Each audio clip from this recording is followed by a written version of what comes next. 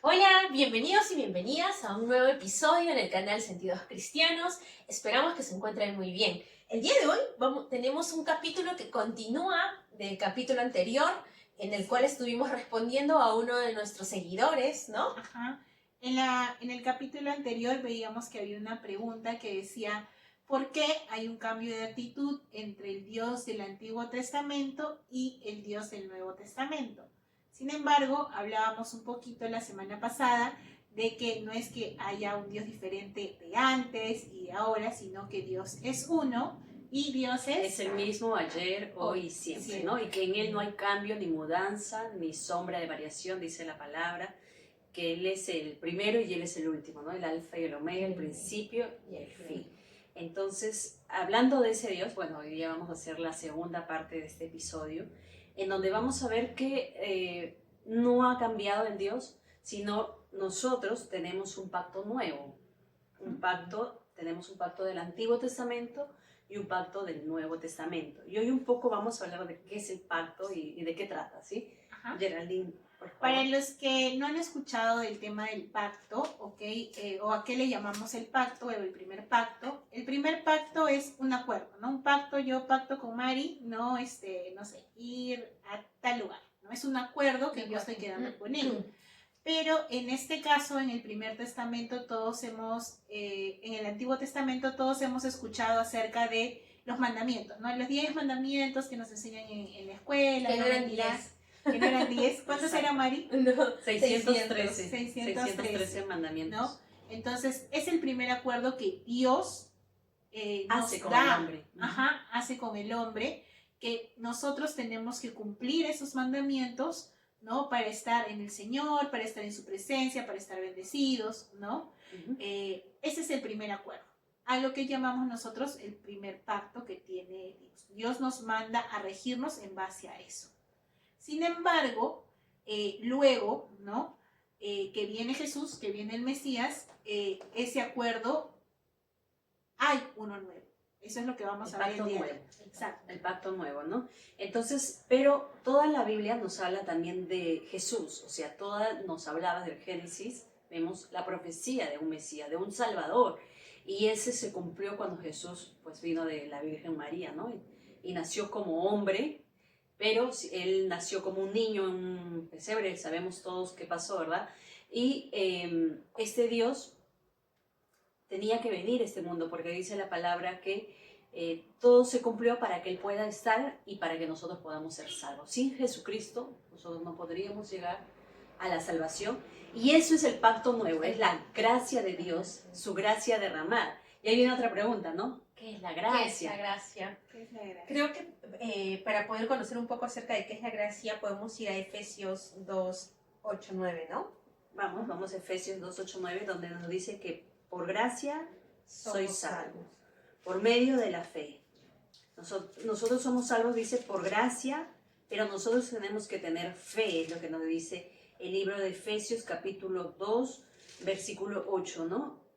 Porque por gracia sois salvos por medio de la fe, y esto no de vosotros, pues es don de Dios, no por obras para que nadie se gloríe. Amén.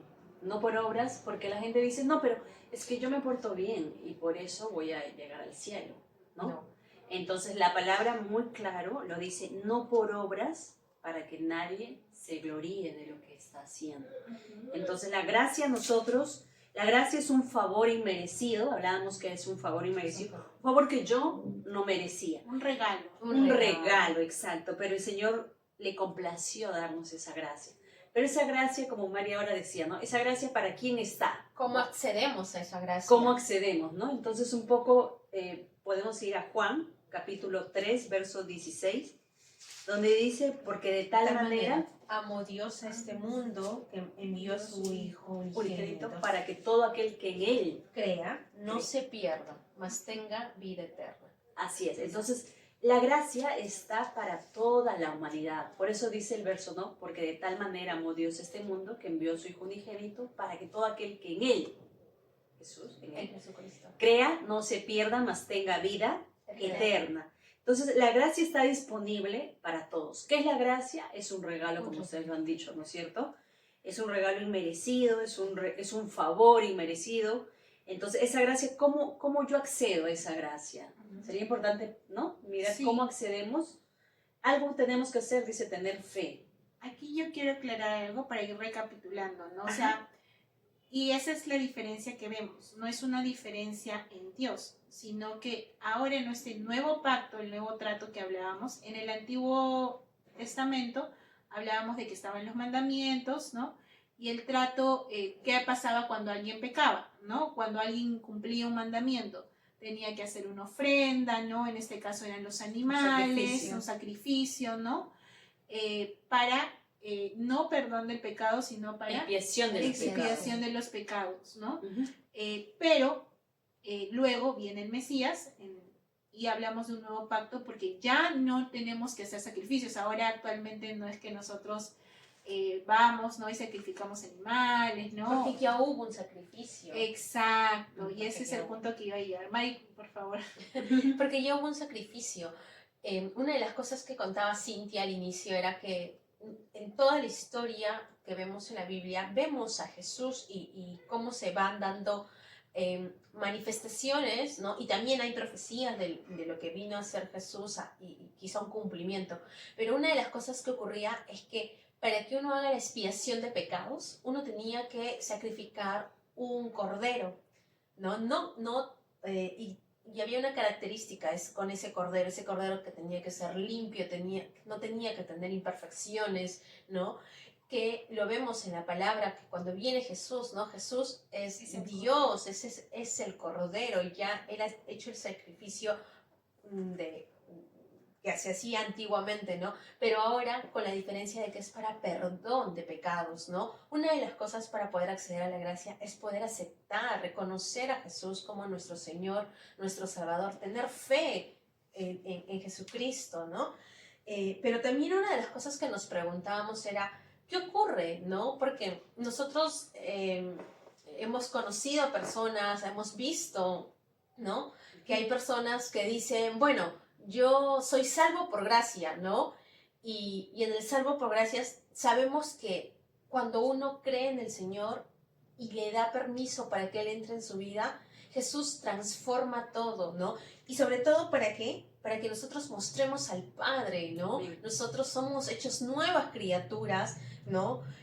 Para mostrar al Padre, para mostrar ese amor, ¿no? Entonces, el ser salvo por gracia tiene también se podría observar, ¿no? Donde hay un cambio en la persona, donde muestra Tendríamos el que Padre. reflejar el carácter de Dios, porque Exacto. la palabra dice ser imitadores de Jesucristo. Pablo dice ser imitadores de mí como yo de Jesucristo. Entonces nosotros debemos reflejar el carácter de nuestro Dios. ¿Y el carácter cuál es? Es un carácter santo, es un carácter que no quiere pecar, es un carácter que quiere hacer las cosas bien, ¿no es cierto? No quiere transgredir los mandamientos de Dios. Y ahora, no porque, ¿cómo se llama?, sea una obligación, No. sino porque nace de tu propio corazón. Así Y es. eso es lo precioso, justo estaba, ahora que ustedes hablaban, me acordé de este verso en Hebreos, que dice que el Señor, el mismo Señor en el libro de Hebreos capítulo 8 dice, pondré mi ley en la mente de ellos y sobre su corazón las escribiré. Entonces ya la ley no está en un papel escrito, sino ahora la ley, en este nuevo pacto, la ley va a estar escrito dentro de nuestro corazón. Porque la palabra también nos dice que Él cambió ese corazón de piedra que teníamos antes a un corazón de carne, un corazón nuevo, y puso su espíritu en nosotros. Entonces, eso es lo precioso de la gracia. Y como Mari y Gerald decían, ¿no? El tema no es que nosotros, ahora que ya hemos recibido el regalo de Dios, no quiere decir que vamos a ir a pecar, ¿no? Y eso es lo que veíamos ahora, que dice en Romanos capítulo 6. Romanos capítulo 6, pues dice, Pablo empieza a decir, Claro. ahora que ustedes han recibido la gracia, Claro, ahora que yo dije, ya yo creo en el Señor, creo en Jesús, ¿no? Y soy salvo, no significa que voy a pecar, ¿no? Que O sea, voy a pecar. eso no significa. Y aquí en Romanos 6.1 dice, pues, ¿qué pues diremos? ¿Perseveraremos en el pecado para que la gracia abunde? Y la misma pregunta, o sea, lo mismo que se pregunta, Pablo dice, en ninguna manera, porque lo que hemos muerto al pecado, ¿cómo viviremos en el pecado? O sea, ¿cómo? Si nosotros ya morimos, y Y cuando nosotros aceptamos a Jesús como Señor y Salvador nuestro, hemos muerto al pecado. Y creo que Gerald ahí nos quería llevar cuando tú decías Romanos 10. Sí, ¿no? Romanos 10 dice, ¿no? Romanos, bueno, desde el 9, ¿no? Que si confesares con tu boca que Jesús es el Señor y creyeres en tu corazón que Dios se levantó de los muertos, serás salvo. Porque el corazón se cree para justicia, pero con la boca se confiesa para salvación. ¿No? Entonces hablábamos de una confesión, claro, tenemos que confesar con nuestra boca que Jesús es nuestro Señor, que Él se levantó de los muertos, pero no solamente habla de la boca, ¿no? Sino dice en tu corazón, ese corazón que ha cambiado, ¿no? Y que, como decía, ya no es un tema de ley, que decía Cintia, ¿no? En base a la palabra, sino es un tema de yo estoy naciendo de nuevo, estoy aceptando al Señor, quiero conocer eso. Y no estamos diciendo que ya cuando aceptamos vamos a dejar de pecar, porque el pecado está en el mundo, somos pecadores por esencia, ¿no? Pero habitamos en una nueva verdad, ¿no? Y ese amor, esa verdad, ese amor, el conocer a Jesús que ahora reina en nuestra vida, es quien va a dirigir eso. Amén, Podemos amén. cometer errores, podemos obviamente equivocarnos, pero justamente el proceso de conocer al Señor nos va a llevar a querer ser mejor cada día, no para salvarnos porque ya tenemos la salvación desde que lo hemos aceptado, sino para reflejar eso, ¿no? Para reflejar ese gracia, amor. esa gracia, ¿no? Además, la palabra dice que el que inició la obra en la nosotros. perfeccionará. Amén. ¿no? Ese verso me gusta. Sí, el que inició la obra lo va a perfeccionar, ¿no? Él va a perfeccionar. perfeccionar, Él va a limpiar. Él es, por eso también la palabra nos dice que Él es nuestro alfarero. Entonces, ¿qué hace un alfarero? Va a moldear el vaso. Moldea. Y en ese moldeo Pero, ojo, tiene que sacar cosas. pero va a moldear si nosotros nos permitimos ser moldeados también. Nos permitimos. De hecho ¿no? que sí, si nosotros nos permitimos ponernos en la mano del alfarero, pues el alfarero nos va a transformar. Y esa transformación nos va a producir que nosotros vamos a ir de gloria en gloria, de victoria en victoria. Así que esos procesos son muy buenos. Pero lo que hablaba Gerald sobre Romanos capítulo 10, que si confesamos con nuestra boca que Jesús es nuestro Señor y creyéramos con nuestro corazón que Dios levantó de los muertos, seremos salvos. Eso es una confesión personal que uno lo tiene que hacer, creer, aceptar al Señor y cuando hacemos ello nos convertimos como recepcionistas o recepcionamos esa gracia de Dios, ese regalo de Dios. Entonces hay personas que dicen, no, pero yo creo en Dios. Sí, pero has recepcionado la gracia de Dios, tú has confesado con tu boca, tú le has dicho yo quiero, le has invitado a que Él reine en tu vida, en tu corazón. Cuando uno se atreve a hacer ello, pues Dios va a ser el rey de tu vida y vas a recibir todas las bendiciones y todas las promesas que están en su palabra. Y ya no se te va a hacer complicado leer la Biblia, porque antes nos era complicado, no entendíamos No nada. entendí. Pero, Bueno, no entendíamos. pero cuando tú buscas al Señor, dice la misma palabra que busca, me va a hallar, ¿no? Y es el Espíritu Santo Que te quien nos revela. va a revelar la palabra. Es como que se sale un velo de nuestros ojos y empezamos a ver claramente y entendemos. Y comprendes. Y conoces. Y conoces y te empiezas a enamorar de un Dios que tú antes no sabías, pero ahora ves un Dios vivo, un Dios que está contigo, un Dios que ha dicho yo no te voy a dejar, un Dios que permanece fiel, que es un Dios compasivo, que conoce y suple nuestras necesidades. Entonces, ese precioso Dios, ¿no? Que siempre va a estar con nosotros presente. Entonces, hablamos de un pacto antiguo, como bien Gerald decía al inicio. No es que Dios ha cambiado, sino Dios es el mismo, pero ahora estamos en un tiempo llamado el tiempo de la gracia, o el pacto de la gracia. ¿Y para quién está disponible? Para todos. ¿Qué tengo que hacer? Invitar a Jesús a que entre en tu vida. Invitarlo a que entre en nuestra vida y en nuestro corazón. ¿Y qué ocurre cuando lo invitamos, Gerald? ¿Qué ocurre? Nuestra vida se transforma. Se Amén. transforma para amar al Señor, se transforma para saber que no estamos solos, que estamos con Él siempre en cada momento y que nos acompaña y Él habita en nosotros, ¿no? Entonces, en realidad los queremos invitar nuevamente a que puedan aceptar o invitar al Señor a Jesús a su vida, ¿no? Para que Él les muestre lo lindo que es la vida y la vida eterna, porque la vida Amén. eterna comienza aquí. Así es, así. Y además hay un corito que dice, bueno, una canción, un himno que dice, ese vacío solamente lo llena Cristo. Y sí, pues, el vacío que tiene la gente, que tienen hoy los jóvenes, que tienen los adolescentes, falta de amor, falta de carencia. Y sí, vemos una sociedad hoy, ¿no? Mari, tú que trabajas a veces con adolescentes perdidos porque tienen carencia de amor, no tienen amor en casa, nadie los ama, pareciera que nadie los ama.